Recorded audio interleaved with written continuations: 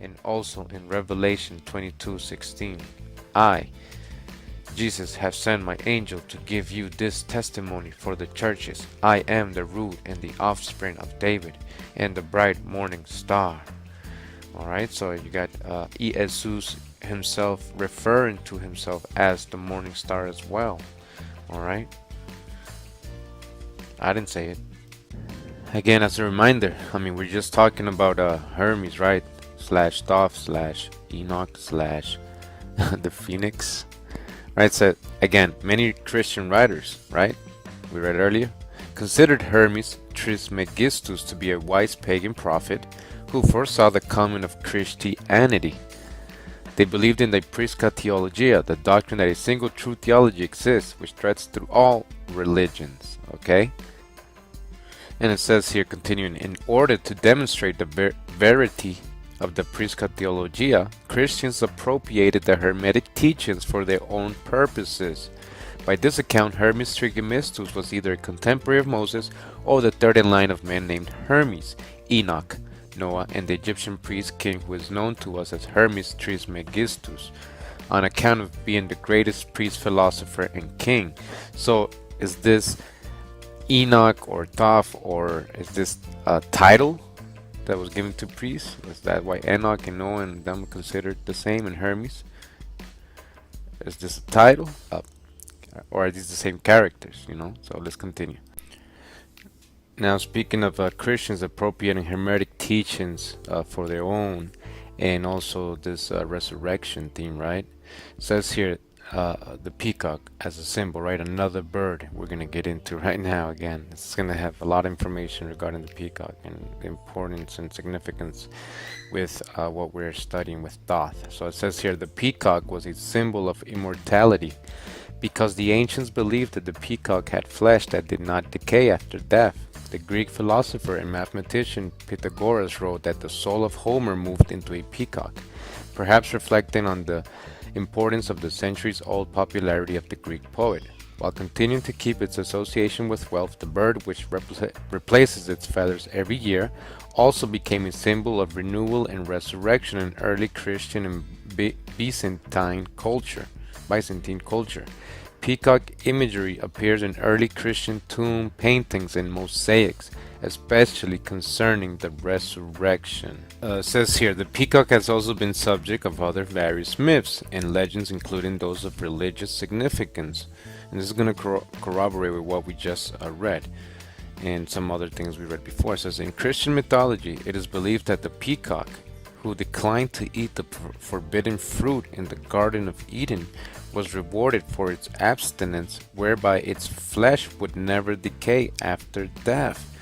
Wow, this sounds just like the story of the rabbi literature about the phoenix, right? The shoal. It says that because it didn't eat of the forbidden fruit, it got to live for 1,000 years in heaven. Look at the similarity between the phoenix and the peacock right here in this Christian mythology. It didn't eat the forbidden fruit, so it actually, whereby its flesh would never decay after death.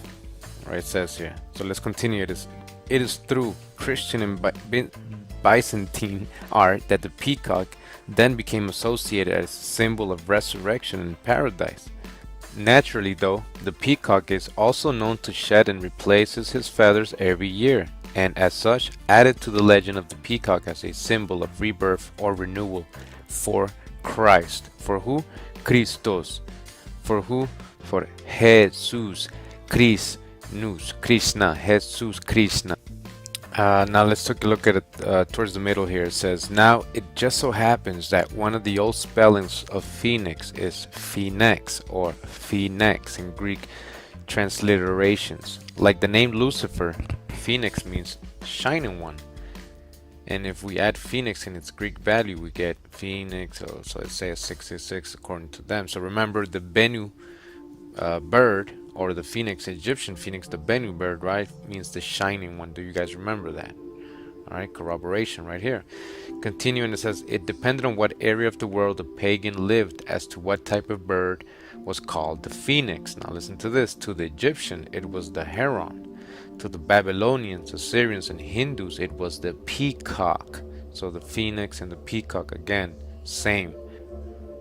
To the North American Indian, it was the eagle. Okay, so if you've been following the eagle, you've been seeing that the eagle has been conquering and enslaving everybody. Wherever it goes, it conquers. Follow the eagle. Now we're going to see that it's relating to the phoenix. And again, phoenix slash Enoch slash Thoth, eagle. Okay, so another bird coming into the picture. To the Central and South Americans, he was the Quetzal. Now we're going to get to this being related to Quetzalcoatl, okay, the Quetzal, the flying serpent, later on. It says here, of all the birds, the peacock most resembles the traditional description of the phoenix. Okay, again, of all the birds, the peacock, right, most resembles the traditional description of the phoenix, the bird we've been talking about before. The phoenix is the legendary bird of resurrection that is sacrificed in the fires of life and then rises from the flames out of its own ashes. As a reflection of the phoenix, the peacock was often associated with immortality and rebirth, and considered sacred by many cultures and religions, including the Greek, Egyptian, Chinese, Christian, and Hindu. In Greek mythology, when Argus, the guard assigned to watch over the goddess Hera, fell asleep, his 100 eyes, listen to this, his eyes, right? His 100 eyes were given to the peacock, Hera's favorite bird. Chinese mythology states that the peacock's plumage is a blending of 5 colors that create the sweet harmony of sound. In Egypt, the bird was linked to the worship of the sun god Amun-Ra and associated with the all-seeing eye of Horus.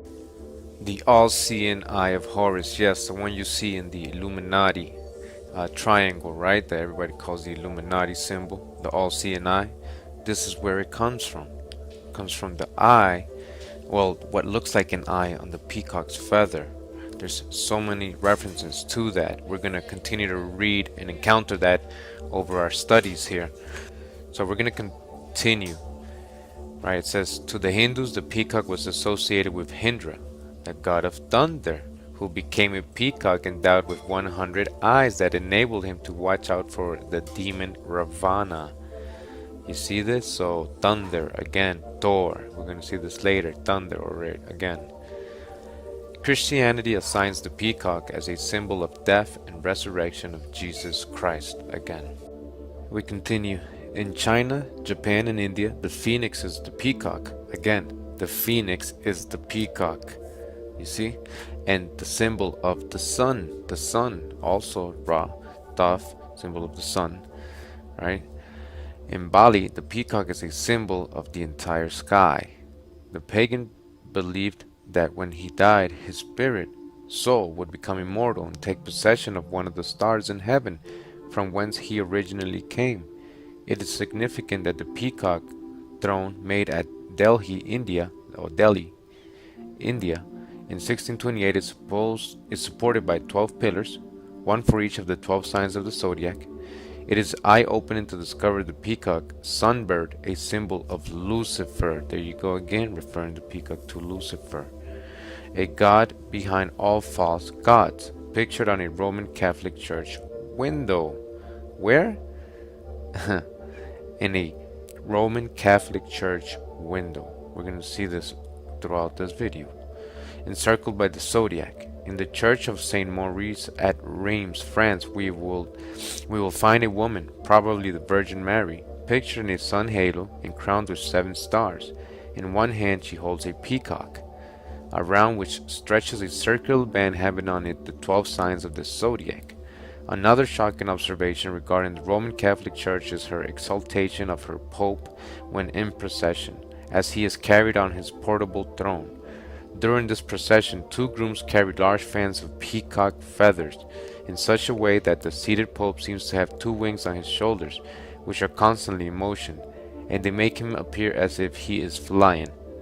In ancient Rome and Greece, heaven was considered filled with eyes, the eyes representing the stars, the stars representing the homes of the dead.